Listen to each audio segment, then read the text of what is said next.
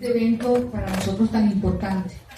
Quiero dar también un saludo al doctor Gustavo Riveros, director general para Colombia de la Organización Iberoamericana de Seguridad Social, OIS, para la presidenta de AIRE Positiva, doctor Francisco Salazar, a la presidenta de la Asociación de Expertos de Psicología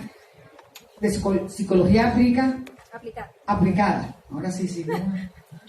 Psicología Aplicada, AEPA, Miriam Carrión, delegada del Ministerio de Salud, Noble Esperanza Bautista, director de Empleo Nacional Administrativo de la Función Pública, doctor Francisco Camargo, director de Planeación y Direccionamiento del Corporativo del SENA, don Juan Fernando López Mejía, 800, directora de Riesgos Laborales del Ministerio de Trabajo, Elna Paola Najar Rodríguez, subdirectora de Riesgos Laborales del Ministerio de Salud, Fanny Grajales Quintero, representantes de la Función Pública, representantes de los sindicatos, doctor Francisco Maltés de la CUT,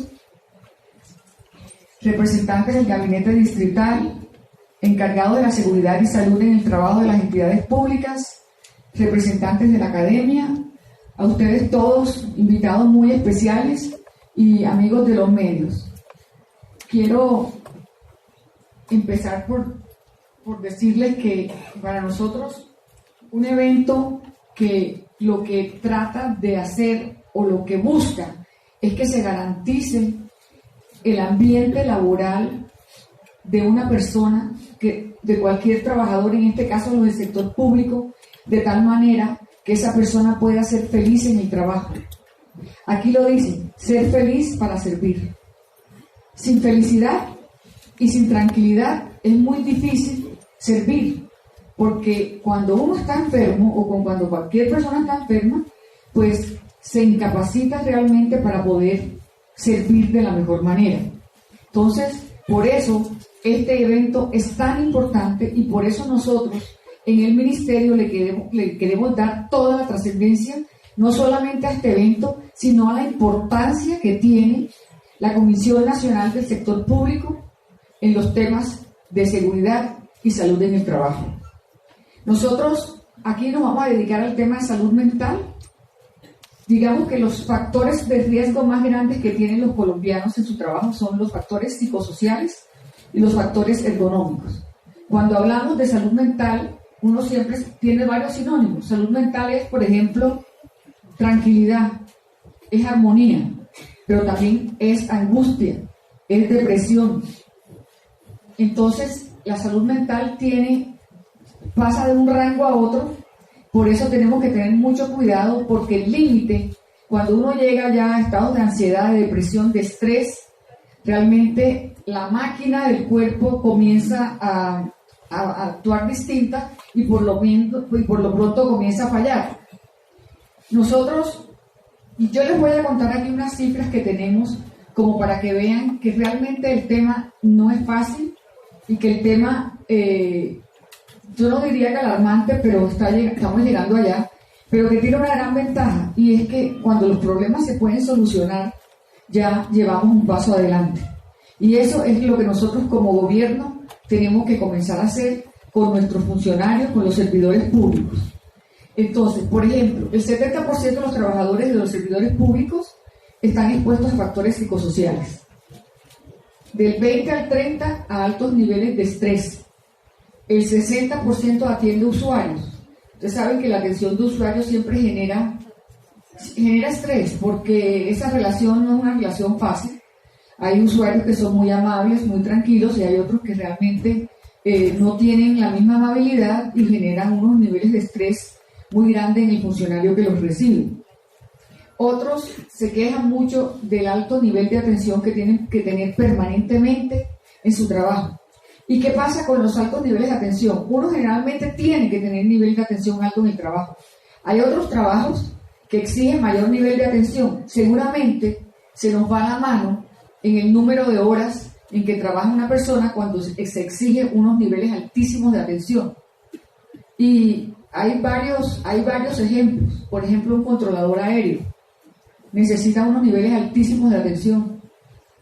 Una persona que trabaja como asistente de un médico, una instrumentadora, en fin, hay una cantidad de oficios que necesitan una atención muy alta y que de pronto no hemos logrado cuadrar el número de horas para que esta persona no pase a la ansiedad o a la depresión o al estrés.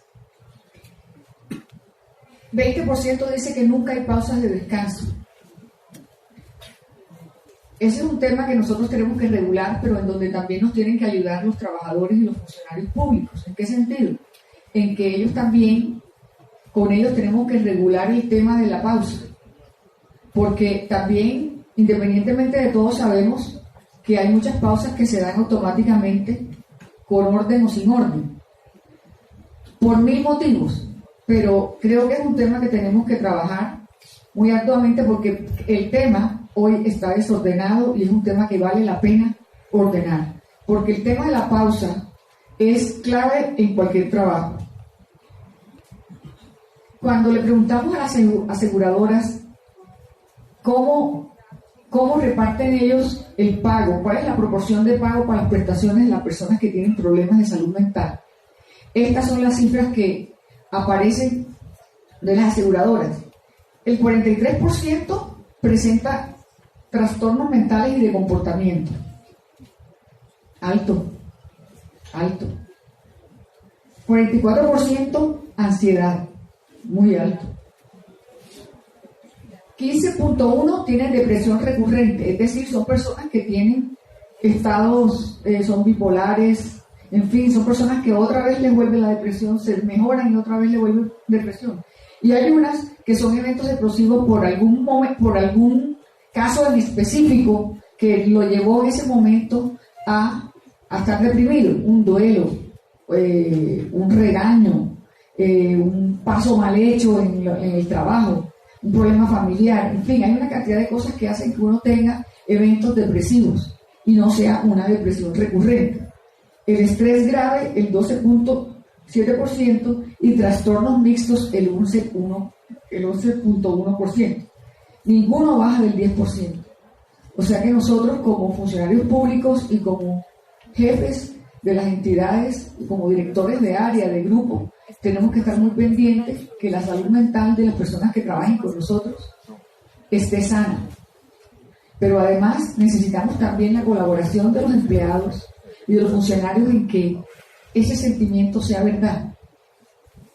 Que sea verdad que se sienten mal. Y les voy a explicar por qué. Porque cuando uno engaña al sistema, me da pena ser tan cruda, cuando uno engaña al sistema, lo que pasa es que el sistema no le cree ni al enfermo. ¿Sí? Entonces, en un país donde, por ejemplo, en el 2016 hubo 26.300.000 días de incapacidad. Óigame la cifra, 26.300.000 días de incapacidad en una población que cotiza de 8.300.000, uno dice algo está fallando.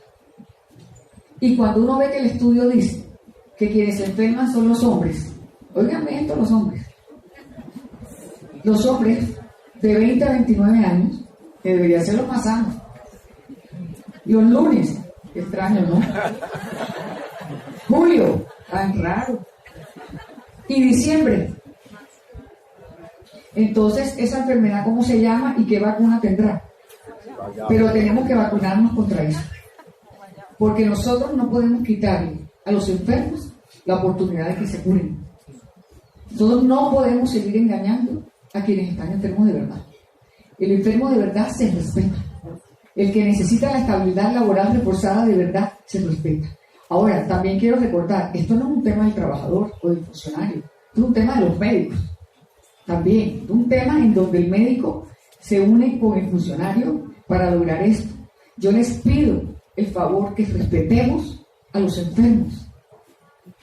Que respetemos a los enfermos y que más bien ayudemos que cada enfermo reciba su tratamiento y pueda salvarse. Le estamos quitando, con la mentira, con el fraude, le estamos quitando la oportunidad de citas, de tratamientos, de medicinas, de una cantidad de cosas que necesita el verdadero enfermo. Entonces, eso es una llamada de atención y una reflexión que yo quería hacerles porque es un tema que nos preocupa mucho en el gobierno. También estamos haciendo un tema de sistematización con el Ministerio de Salud para ver quiénes son los que más enferman y qué médicos son los que más licencias dan de incapacidad. porque no puede ser posible. 26 millones de días. ¿Qué país funciona así?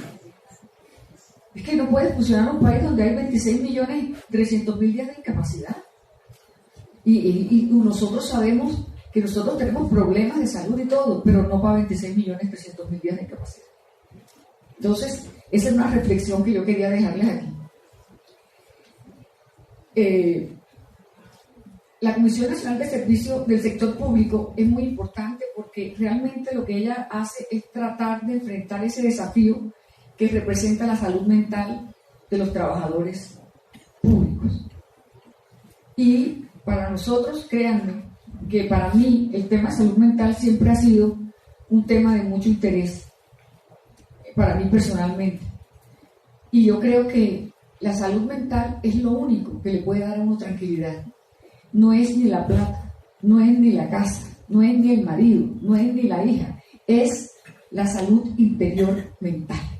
Que uno esté tranquilo mentalmente para poder afrontar cualquier dificultad que se presente, que ustedes saben que se nos presentan todos los días, mayores o menores, pero siempre hay algún obstáculo que atravesar.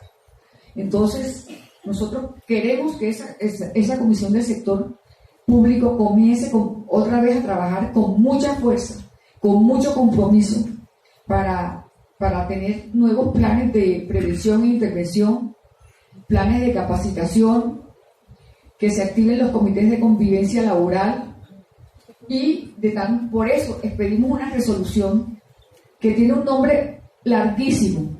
Me van a excusar porque ese nombre no se lo aprende nadie, pero se lo voy a leer. Batería de instrumentos para la evaluación de factores de riesgo psicosocial y guía técnica general para la prevención, promoción e intervención de factores de riesgo psicosociales y sus efectos en la población trabajadora. ¿Qué propósito tiene esa resolución que ya firmamos? Primero, adoptar los referentes técnicos mínimos obligatorios para la prevención, la intervención, la actuación y la evaluación de los factores de riesgo psicosocial. Cuando digo mínimos, ¿a qué me refiero? A que no podemos seguir con los mismos referentes para las empresas. Las empresas tienen distintos tamaños. Entonces, los referentes no pueden ser lo mismo para la empresa A, que produce carros, que para la empresa B, que es una sastrería de 10 personas. Pero las dos son empresas. Pero no tenemos que comenzar a diferenciar no solamente el tamaño de la empresa, sino también el objeto. No todos los objetos de la empresa causan el mismo riesgo psicosocial. Tenemos que tener la capacidad de diferenciar entre unas y otros para poder proteger así al trabajador. Entonces, la resolución 0312 que nosotros sacamos este año rebajó los estándares mínimos de seguridad y salud ocupacional en el trabajo de tal manera que las empresas puedan cumplir y nosotros podamos exigirles. Porque encontramos que a una sastrería de 10 personas, empleados, le faltaba solamente el carro de bomberos afuera para cumplir lo de la seguridad y salud ocupacional, que eso no puede ser, ¿sí? Nosotros no podemos llegar a unos extremos que nos alejen de la realidad. Y alejarnos de la realidad significa no solucionar los problemas, significa aumentar la informalidad, porque cuando no se puede cumplir con lo que el gobierno exige, la gente de todas maneras tiene que trabajar y trabaja por fuera del sistema.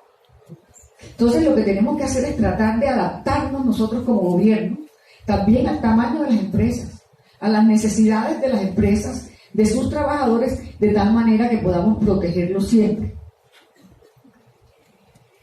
La guía general que les mencioné, que también de la que trata la resolución, habla sobre acciones en temas como agotamiento laboral, como acoso laboral, como el manejo de duelos, el estrés postraumático, el estrés agudo y la depresión.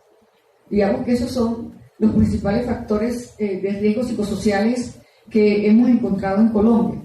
Y también se está trabajando con el Ministerio de Salud una resolución para el tema de consumo de sustancias psicoactivas.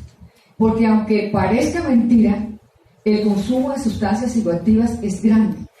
Porque no nos estamos refiriendo solamente a cocaína, a marihuana, a heroína, nos estamos refiriendo también a antidepresores, a pastillas para dormir, pastillas para quitar la ansiedad, pastillas para el dolor en gran cantidad, ¿sí? Y repetidas. Una cantidad de temas que crean una adicción y que van minando la capacidad del trabajador. Pero que es su defensa ante no poder él manejar el mundo que tiene enfrente.